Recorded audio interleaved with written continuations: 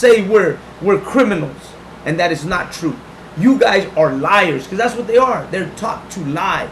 They're taught to do these things. And you know what? When you look at this, every time that I see this these lawsuits, it's very simple. It was 2 Caucasians and 1 Hispanic. Let me find it here real quick, because I know that Officer Oscar Ward had just mentioned that, but I want to show you where it says that. Look, here we go. District Attorney Jackie Lacey charged Metro officers. Here's the first one. Braxton Shaw, that's a white boy. Michael Colmans, that's a white boy. And Nicole Martinez, that's a Mexican. 2 out of 3 are white. And it also says they're being alleged that they collectively did that. They collectively did that, of course.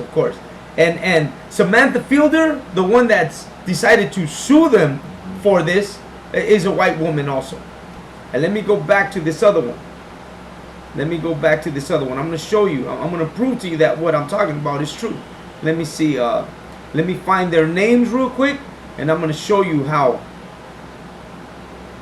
Let me show you how.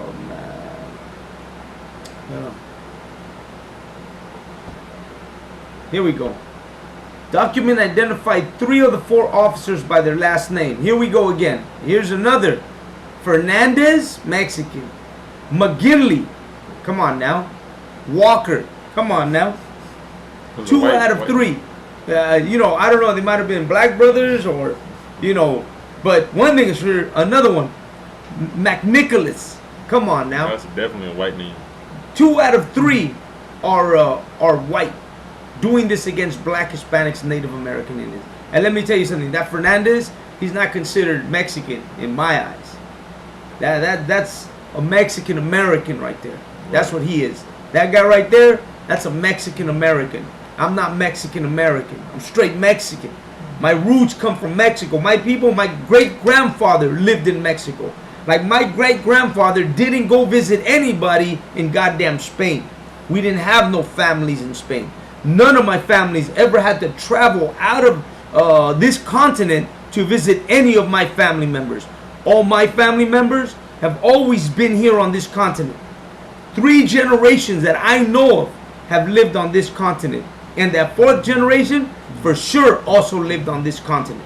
Because we come from that place.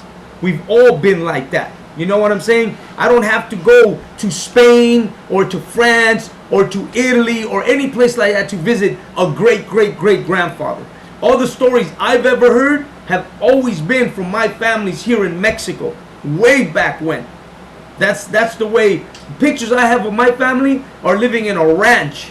You know what I'm saying? Poor as hell, but they're in Mexico. They ain't in no other place. You know, I'm seeing them cook beans and fucking tortillas and eating corn. You know what I'm saying? That's my family there. But you know what? These people hate us, man. But they've always had a hate for us. And they will always find a way to destroy us. You got a precept? I seen you with one. Come on, sir. Go ahead. This is the book of Obadiah, chapter 1 and verse 10. For thy violence against thy brother Jacob, shame shall cover thee, and thou shalt be cut off forever. Man, go ahead, break it down. I just want to say, sir, like, these are the things that happen behind closed doors that people don't see. Right. This is coming out because somebody blew the whistle about it. Right. But imagine all the other things that are happening that people don't talk about. And then people wonder why the I.S.U.P.K is against America, and most importantly, why the Most High is going to destroy America. You understand? Right. It's for things like this, things like the transatlantic slave trade, Columbus coming to the land of the Puerto Ricans and enslaving them. All these crimes the Lord knows about, and America's gonna have to pay for it. You understand? Right. And let me show you that America, imagine if they do this to their own people, how they come against our people. Go ahead and read this one right here. Come on, sir. In the new lawsuit, Fiedler claimed she was stripped of her police powers without justification, based on fears among commanders that she would expose their role in the gang labeling scandal. Go ahead. The 8-year-old department veteran claimed that Metro commanders got worried after the Times began asking questions and rushed to control the narrative by pushing out potential whistleblowers, including her and several other officers. The commanders, Fiedler claimed, believed that would be the most effective way to send a message to the entire Metro officer population to be quiet and not speak out regarding the potentially illegal policies and practices of pressuring, ordering, requiring officers to increase the statistics of identified gang members and gang and gun arrests. Last one, go ahead. Matthew McNicholas, Fiedler's attorney, said she had never falsified records, and commanders took away her badge only to send a message. So imagine if they're doing that to them, taking away their badges, taking away their stripes, taking away whatever power they have.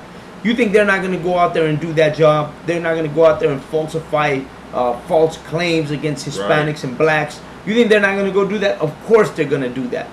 Because you know what? They got into the police department to what? To oppress. And that's what they're here for. And since they came in to oppress, they're going to continue oppressing our people.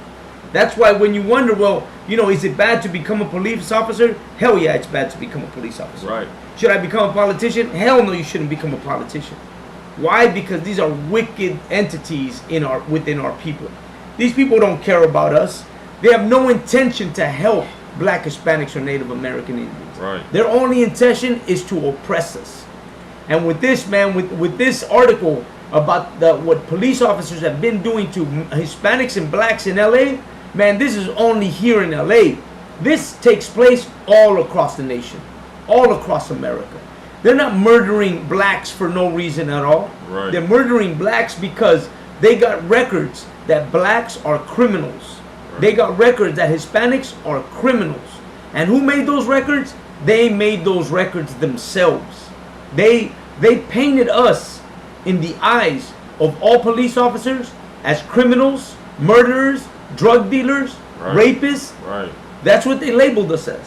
And now when a police officer pulls you over, understand you a Mexican, you black, and in their eyes, you're a criminal. Right. You belong in jail. And this is proof. This right here is proof that what we're saying in the UPK has always been true. America don't give a damn about you. Their prison system, what it is a method of oppressing black and Hispanic people. We go into a system that's designed to destroy us, not to rehabilitate us. There is no rehabilitation in the prison system. The prison system is designed to completely destroy you before, when, and after. When you come out of the prison system, you come out already a criminal for the rest of your life. You can't expect to come out to America and live a regular life. They see you as a criminal forever. They will never see you as anything different. The only way that you'll ever change the perspective of anybody against you is coming into the ISUPK. Right. There is the only place where you will truly change your life. This is the only place where change will take its toll, where you will really be another person, where you will leave that you were once was and come to be a whole new person. This is the place. This is where it takes place. This is what happens to you when you come into the ISUPK. Go ahead. Come on, sir. This is Psalms 119:9.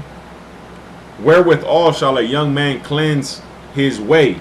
By taking heed thereto according to thy word. Come on, sir.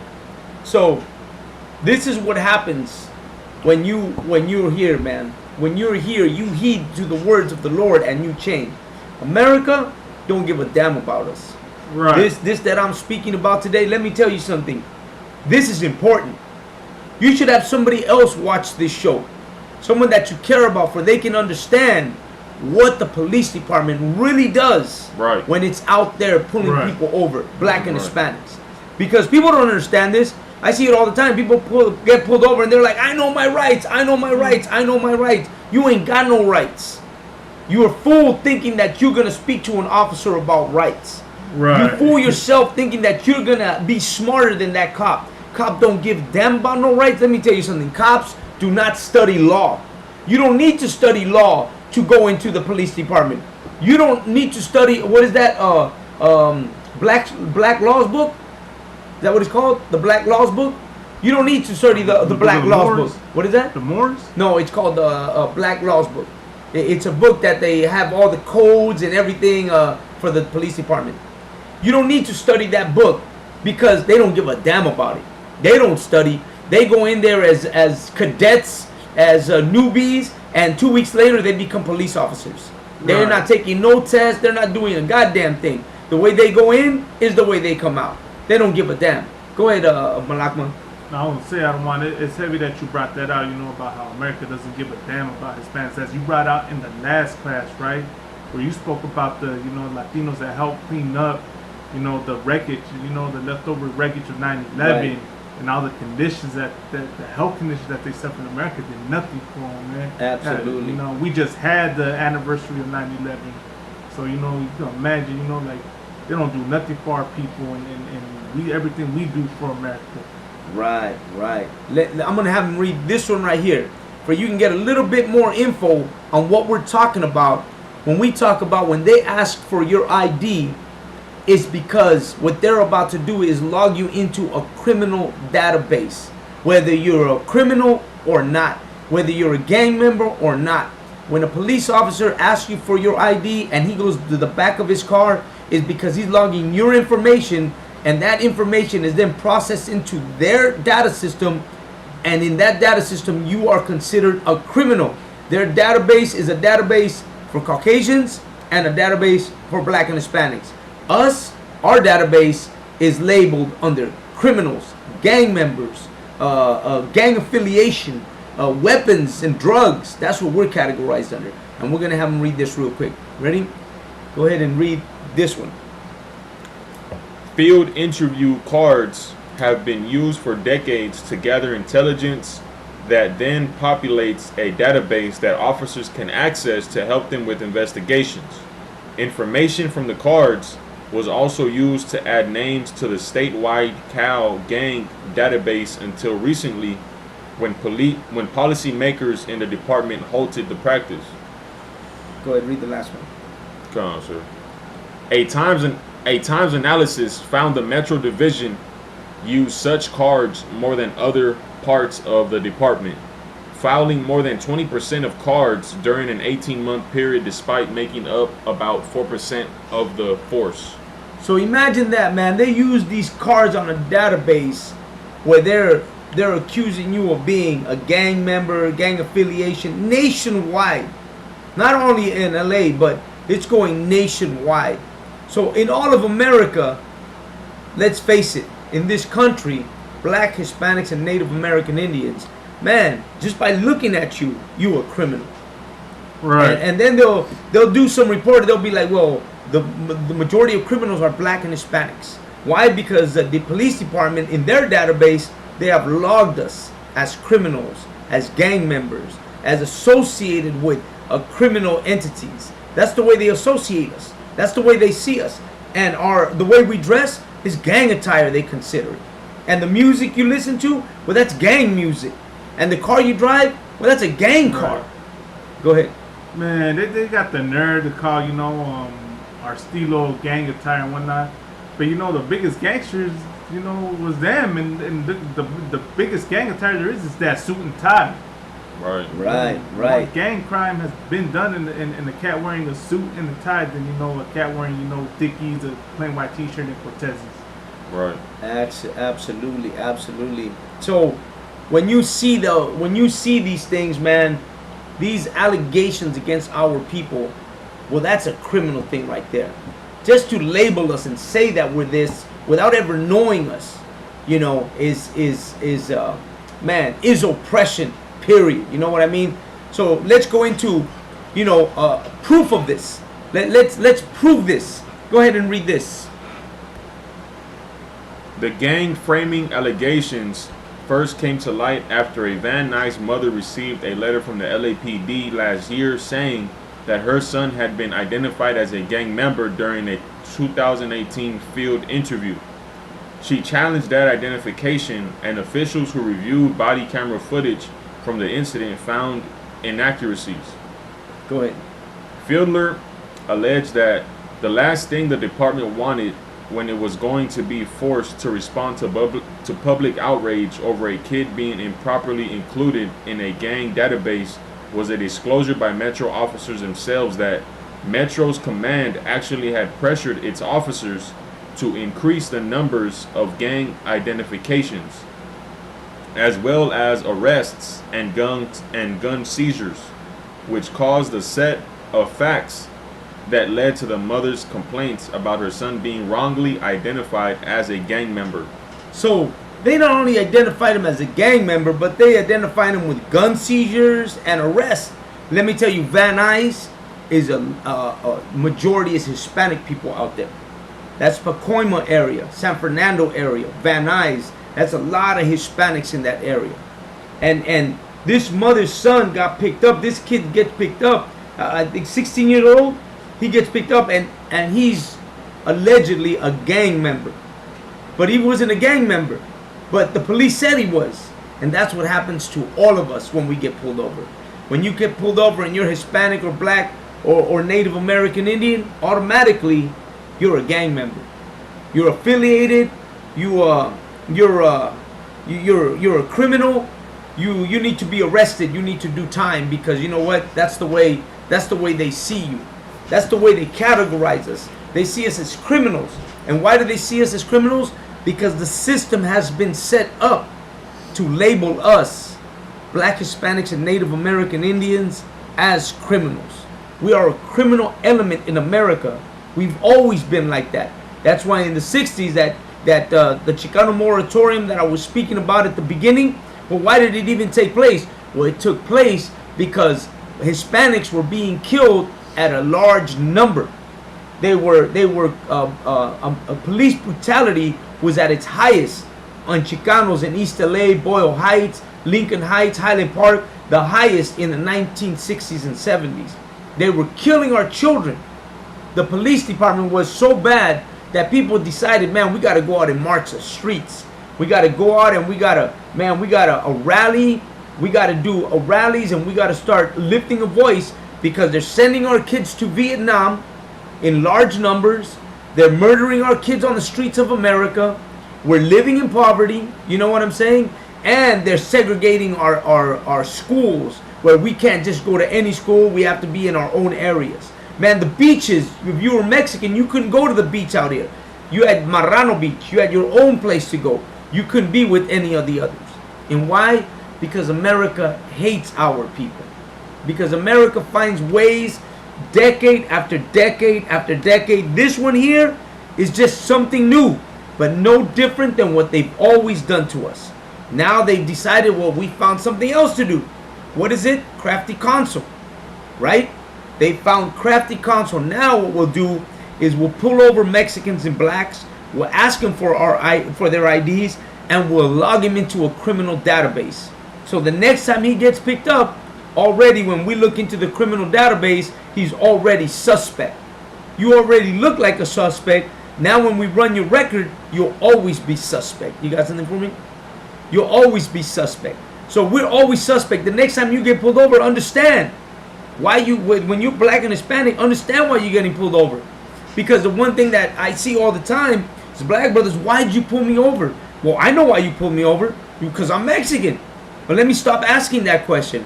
Why did you pull me over? My argument is, tell me why you pulled me over. There isn't an argument. They pulled you over because you're black. They pulled you over because you're Hispanic. That's why they pulled you over. Well, why are you trying to pull me out of my car? Because that's the next step in criminalizing you. They're gonna put handcuffs on you, and they're gonna sit you on the curb. They don't do that to the Caucasians. Caucasian don't need to get out of the car. He don't need to be in handcuffs. He don't need to do that. But you black man, you Hispanic man, you Native American Indian man, you need to be in a cage. You need to be restrained. You need to be subdued. You need to be beat to the ground. No different than what the slave master used to do to you. You know why they beat you to the ground in front of your children, in front of your homeboys, in front of your wife and your girl? They do that because they want them to know who is in charge. That's why they do that. That's why they pull black people out of the car in front. You know, there's a whole family in the car. They pull her out. They beat the shit out of her. Why? Because they want the whole family to fear them. Then they're going to think twice the next time that they get pulled over. Next time they get pulled over, you better say, yes, sir. Absolutely, sir. Or better yet, yes, master. Absolutely, master. Absolutely, sir. You got something? Come on, sir. Go ahead. This is the book of Zechariah, chapter 11 and verse 5. Whose possessors slay them and hold themselves not guilty. And they that sell them say, blessed be the Lord, for I am rich. And their own shepherds pity them not. Man, go ahead, break it down. Come on, sir. So, you know, it's going into how whose possessors slay them. You have these police officers who slay God's people, black and Hispanics, and they hold themselves not guilty. They're trying to come out, you know, and stop and send a message to the rest of the whistleblowers who are bringing this stuff out. Right. Because at the end of the day, they're going to hold themselves not guilty. Absolutely. They wouldn't be able to say, well, it's not true. Right. That's why they're trying to stop them from coming out and actually saying and bringing out evidence. Right. And they that sell them say, blessed be the Lord, for I am rich, and their own shepherds pity them not. And, you know, they're so wicked, they think that, you know, they bless the Most High. Even though they don't serve the Most High, they think that, you know, they're going to go to church on Sunday. Right. They think, you know, they're making money off of us. So it's like, you know, they just keep doing this, you know. Right. Nobody knows. And their own shepherds pitying them not. Like you were saying, so in the beginning of the class, with these false leaders who are politicians. Right. They don't care about this. The lady at the damn, what was it called, sir? The moratorium. At the moratorium, she didn't bring this out. No, she didn't. I don't know. What was she saying? Just vote? Yeah, she was more interested in people voting for her and all the great things she was going to do for the Chicana. And then every time she said the word Chicana, she said it really slow. She said, Chicanas. I told Lahab, listen to the way she's speaking, man. Good. She speaks wickedly. She speaks with a soft tongue. She would the way she was how could I say, the way she was delivering her speech real slow, and she used punctuations when she used words like Chicanos and Chicanas, and you know, we're strong together, and these words that when you heard the crowd, oh, everybody would applaud. Right. Yeah, you know. Right. But you know what? Most High in Christ for the I.S.U.P.K. Damn right. Because we know how to discern the spirit. Damn right. We know how to see these people and know how wicked they are. I'm sure that councilwoman knew about the wickedness of the police department. Right. She knew about the wickedness that they were doing, labeling black and Hispanics as criminals on their data sheets, on their cards, on their field cards. She knew about that. Damn right. But did she mention it? Of course not. It would take somebody like me go up on that podium and tell people, look, they're doing this to you. And even then, your own people will be like, well, you know, just listen to the police.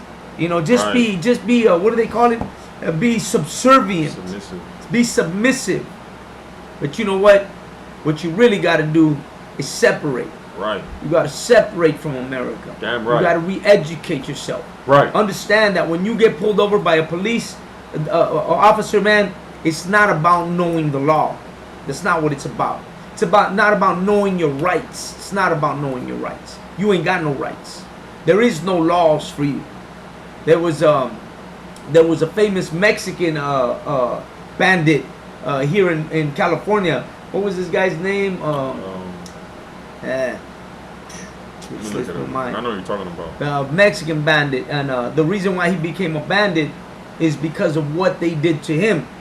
And he found out the hard way that Mexicans don't have rights in America. He went to the court system. His land was taken from him. His family was murdered. His property was stolen from him. People moved into his house and took his stuff. They stripped him of everything he had, and he decided to go to the court and fight for it. And he found out the hard way that he didn't have rights in America. Joaquin Murrieta. Joaquin Murrieta. Joaquin Murrieta, who you would know as Zorro. You know what I'm saying? Yeah. Zorro, the movie. Let me see this. That's who that the movie is based on, supposedly him. He, you know, since he found out, hey man, you know what, we don't have rights. Since he can win that fight in the court, which it was an easy fight for him to win, he decided, well, I'm gonna become a bandit. You know what? If that's the case, then I'll lose everything. And he became a vigilante. Probably the first vigilante. Oh yeah, they had his head in a jar. Yeah. The first vigilante for the Latinos. And what he did is he rose, man. What he did is he went out and he was robbing from the rich white man and giving to the poor Mexican people. Because he had gold. He was a rich man. He had properties in Mexico and in Arizona and in California. He was a rich man. He would travel back and forth between two nations. Well, it was all one at one point. But his family was like that. But when they did that to him, he decided, well, you know what? I prefer to die for my people than live the way I'm living. And that's exactly what he did. That's right, Tabak, during the gold rush era. And so he decided to do that. But what he really did was inspire young people, young men, to do the same as he did. That's when you started seeing young men acting just like Joaquin Murrieta. They were following his footsteps and doing the same thing he was doing. They were robbing from the whites and giving to the poor. Well, maybe not. Maybe they were just robbing. Eventually, you know, that's what happens. But he inspired a movement to help change the way Hispanic people were being treated in America. And you know what? That's what we should do. We should do the same. We should study. We should study hard. We should follow the law, statutes, and commandments. We should come into the I.S.U.P.K. We should speak this way. You know, we should call our people like this so that we might inspire those coming after us to do the same as we do. That if we pass away or we move on and our spirits travel on, then you know what? That those that come behind us will be inspired by us and do the same thing we do. It's best that our spirit continues, not possibly in ourselves, but in raising others to do the same as we do. Because this is where we'll make a change. You won't make a change in your lifetime, but you will change the hearts of others that will make a change in their lifetimes.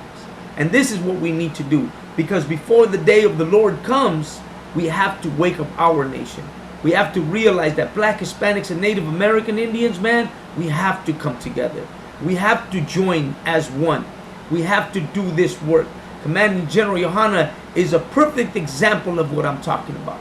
Commanding General Yohanna has got in there as a young man and continued his work and has inspired thousands of us to do this work. I'm inspired by Commanding General Yohanna and General Muhammad and Captain Mashak and Captain Tazaria and Captain Quam. You know what I'm saying? And all the captains and the generals in the I.S.U.P.K. who, when we hear them speak, we're like, man, that's fire. You know what I'm saying? That's the way I want to speak, just like that. I watch brothers do their camps in the East Coast, in the Midwest, in Dallas, and I'm like, man, they're getting boot kisses. Man, that's an honor right there. Why? Because they're able to change not only our people, but they're getting them devils, man, to see the reality of who we are and give us honor. You know what I'm saying? And show respect to us. And what more is there than that? Because let me tell you something, joining the police force is not going to get you respect. Right. On the contrary, it's going to destroy your people. Joining the military is not going to gain respect. It's going to destroy your people. There ain't nothing there for us. Ain't nothing there for us. You know what I'm saying? That right there is where we lose. When we continue to teach our children that we should unite with this nation. And on the contrary, we should separate from it. Go ahead. It's a lot. I'm trying to find the precepts. A lot. So that's the way we should be seeing things. That's the way we should be viewing things. We should be doing our classes. We should be doing this work. We should always be on top of our game. We should always be studying. What am I going to talk about this Wednesday? What am I going to educate my people with? And let me tell you something, especially us Hispanics. Us Hispanics, We should have no excuse. We should be doing this work because this is our nation, man. This is northern Mexico, man. This occupied territory. And our people live here today. And they're dying here. They're dying here blindly in this nation. And what are we doing? We're doing nothing. We should all have our shows. We should all be placing up our tags. We should all be out there speaking and raising up our people. We should never let loose. This is all we do. Man, this is all I do. This right here, the inconvenient truth, it'll never stop running. It'll always be up. It'll always be teaching. I will always call out to my people. I will always talk about what happens to my Chicano brother. Even if I speak about the same goddamn thing every week, as long as someone's listening, as long as someone wakes up to this truth. This is what it's about. You got something? Come on, sir. Go ahead. This is the book of Deuteronomy, chapter 28 and verse 9. The Lord shall establish thee an holy people unto himself, as he has sworn unto thee, if thou shalt keep the commandments of the Lord thy God and walk in his ways. Verse 10. And all people of the earth shall see that thou art called by the name of the Lord, and they shall be afraid of thee. Absolutely, man. And that's what they need to fear. They need to fear people like us, whose spirits are once again rising up, who are waking up to the reality of who we are. Man, our spirits have traveled through all our generations, and now they're here at the appointed time, the time when the Lord is going to come back. And we're called to do this work, to wake up our people. You know that is true. The Bible is a book about the destruction of all these nations. And before these nations were destroyed, the Lord called out prophets to speak in this Bible. The Bible, the beginning is what? Babylon, Assyria, Egypt, the Roman Empire, the Greeks. Right. Man, there's plenty of them. Sodom, Gomorrah, Noah's time itself. All these stories, right? Jericho. All these stories about nations that were about to be destroyed. And the Lord calling on prophets to go out and bring their people out before this destruction took place. A call for real warriors, real soldiers, the real spirits to go out there and help to save their people. And that's the job we got. We got that job to save our people. We've been called out to do that job. We're the ones who do this now. You know, we go out to camp, you know what I'm saying? To let them know, man, that we're God's chosen people. That what they're seeing standing on that pulpit is God's soldiers, God's chosen. That's what they see. Let me tell you something, man. This week they celebrated what, 9/11? Come on, sir. Well, 9/11 was not the first terrorist attack on this continent. 1492 was the first time a terrorist attack took place on this nation. Right. That's the real terrorist attack. A terrorist attack that has continued and has not stopped since then. Right. We've been terrorized. Black, Hispanics, and Native American Indians, we live with our terrorists. These terrorists are amongst us always.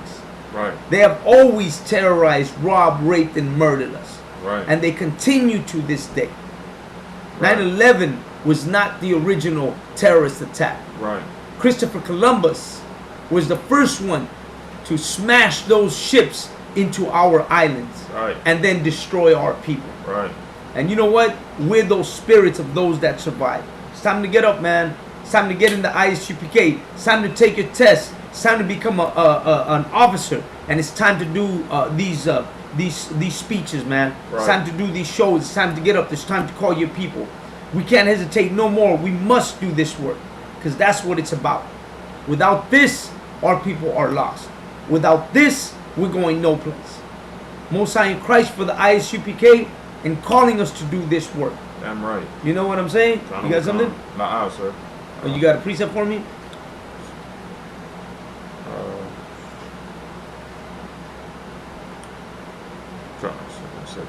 Oh, I have one more to talk about. Yeah. Let me go into this last one before you get that precept. Because I seen this talking about sellouts, right? I'm going to bring this up real quick.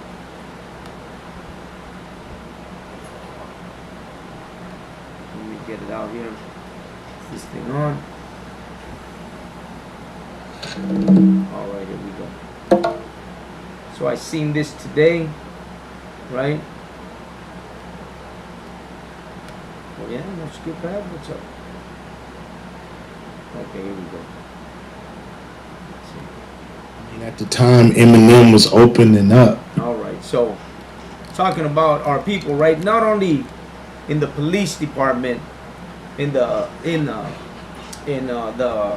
military, but all over. I was watching this interview with Ice-Cube when he's speaking about Ice-T, right? About the Up in Smoke tour, and I'm gonna let you watch this real quick. I know you all like that rap shit. Like after Warren G, Eminem was going on, so that just shows you the level that we was at, that we were on.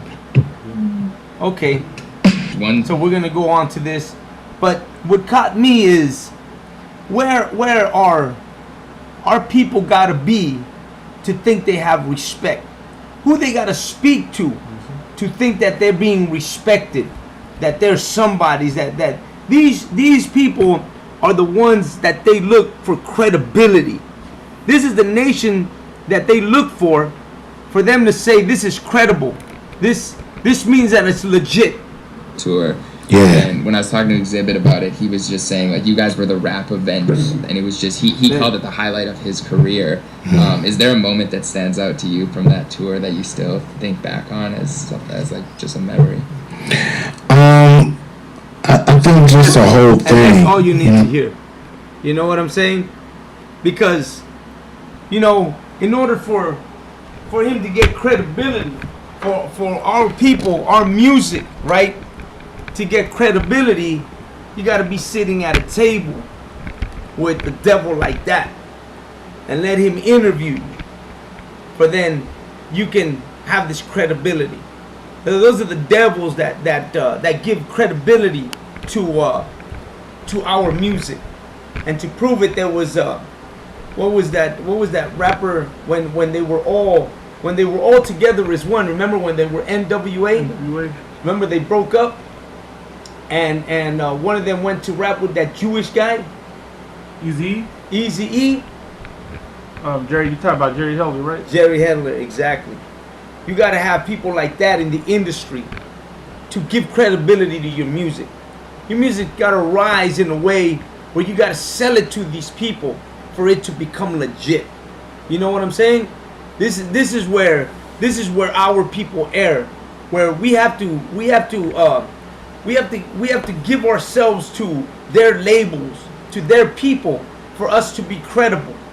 We got to be on MTV for it to be credible. We got to be on some show where they're the ones dictating everything for us to be credible. You know what I'm saying? And then when you see them on the shows, you're like, oh yeah, that's credible right there. Like, you know, I'm not with what's that brother's name that in New York that always interviews Captain Tazariak? Cyanetter.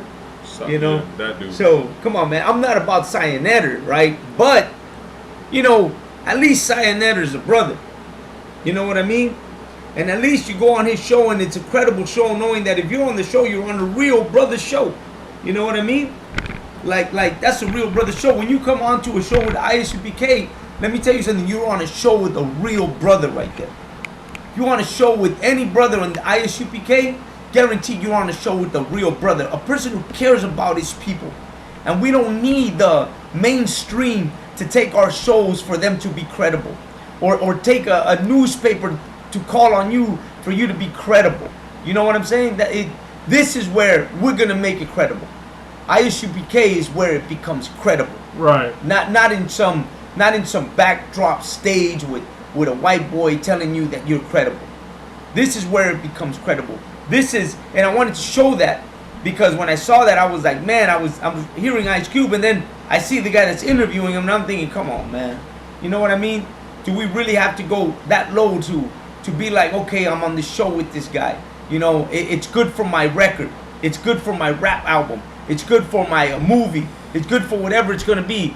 You know what? We got to stop clinging on to these nations, because that's what we're doing. Right. We're trying to hang on to these nations.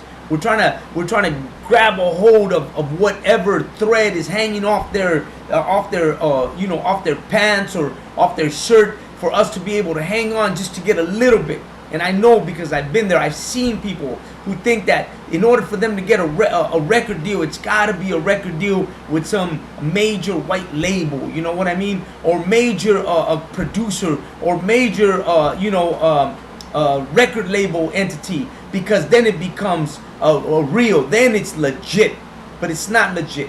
All they do is ride our coattails. What they do is take our culture. They're making money off of us. But in return, we think they're the ones taking us up. Without us, they're nothing. There was a time, I don't know if y'all know this, but there was a time when America thought that rap was just a passing fad. They thought rap was going to be nothing. They criticized it. They didn't even want it on the radio. They were like, nah, that music is not going to last. That music is going to die out. That music is going to be nothing. That music is garbage. They would see a rap music as garbage, as something that was, ghetto, low, like nothing. But you know what? That's what happens with Black Hispanics and Native American Indians. Take hold of something. When we take hold of something, when something is given to us, when we create something, when the Lord gives us an inspiration, or when an inspiration comes from us, let me tell you, it's going to be legit.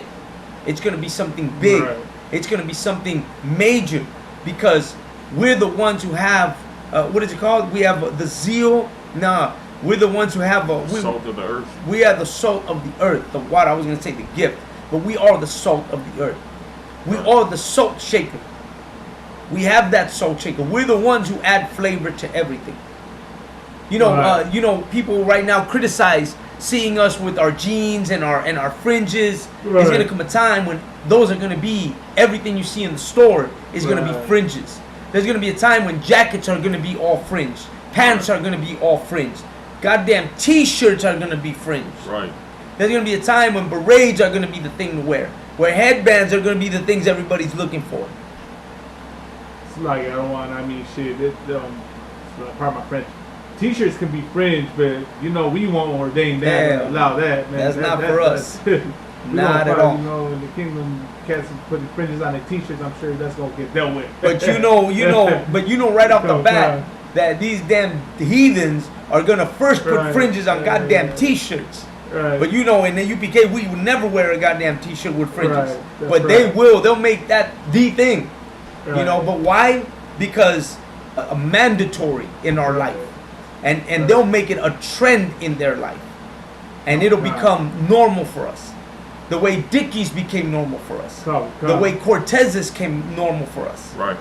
These things were normal for us. And then they took them and demonize it or villainize it, or try to say that it's unacceptable and ghetto and ugly when we have it, but then when they take it, it's a trend. It's a trend, exactly. They make it trendy, but we make it, it's our mandatory, it's a show.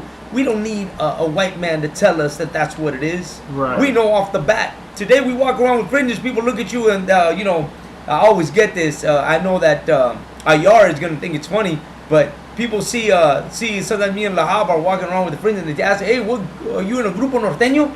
Hey, are you in a norteño band? They hit us up with that norteño band. Hey, you in a band? Because they see us with these fringes, and that's the first thing they ask us if we're in a band. Because if you look at the norteño bands in Mexico, they all wear fringes. Their whole costumes are all fringed up because it's our heritage to wear fringes. You know what I mean? Like you see, always wore fringes. Fringes ain't nothing new to us, man. You start looking at some of these Mexican norteño bands. You start looking into Google and put up norteño bands, and you're gonna see a lot of them wearing fringes. You're gonna see fringes was a major thing in our with our people. And now we walk around and I don't know. Did you guys go to a casino once? And the girl told you, "Hey, what band are you guys from?" Concert.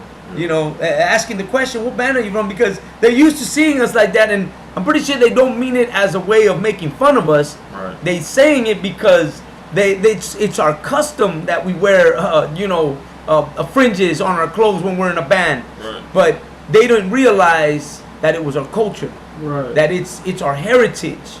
Right. And the funny, the norteño band knew that, the Native American Indians knew that, The indigenous people knew that.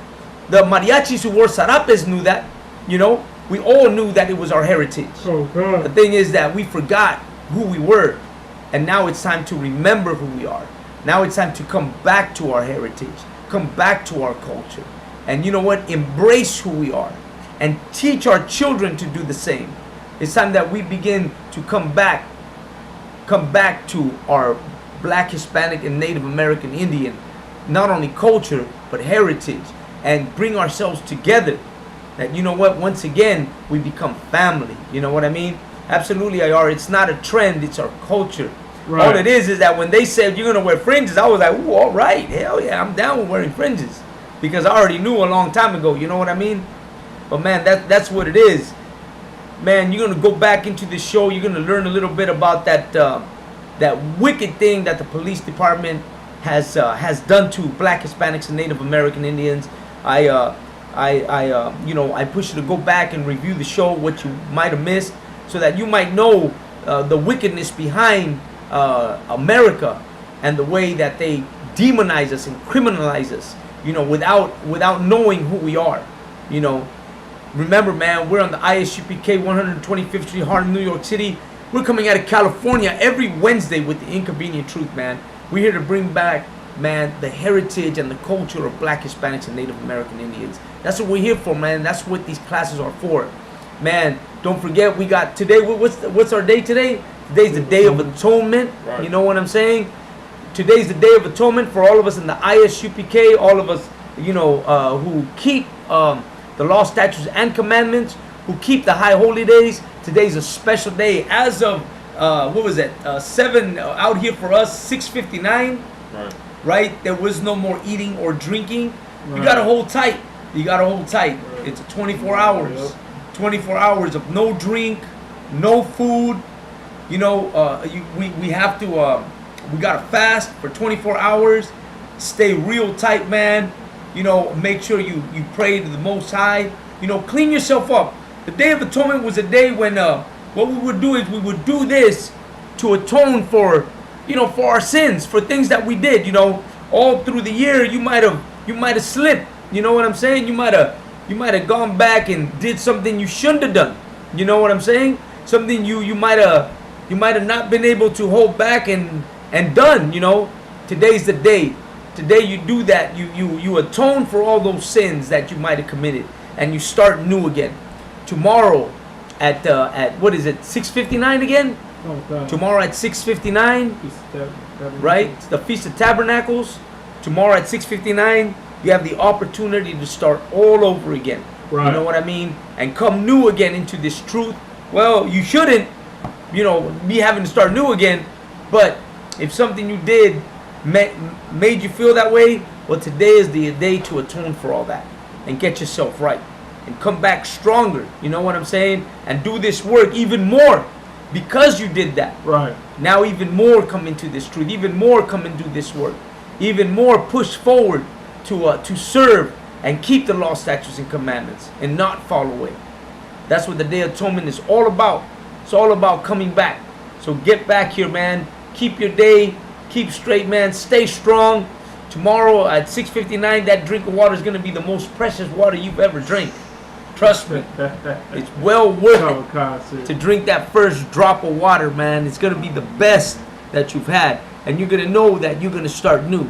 Man, I want to thank everybody for watching. This is the Inconvenient Truth every Wednesday, man. You know I'm going to come out here. We're going to do this hard. I'm here with Malakma, Oscar War, we the officers here in the I.S.U.P.K. in California, bringing this Inconvenient Truth every Wednesday. I want to thank everybody for watching. Don't forget, man, any comments, any questions, you can always post them up, man. That's what we're here for. We're here to answer questions, and we're here to, you know, get those comments in, man. So don't forget about us, man. Stay strong. Tomorrow, the Feast of Tabernacles. You know what I'm saying? Don't forget to celebrate the high holy days, man.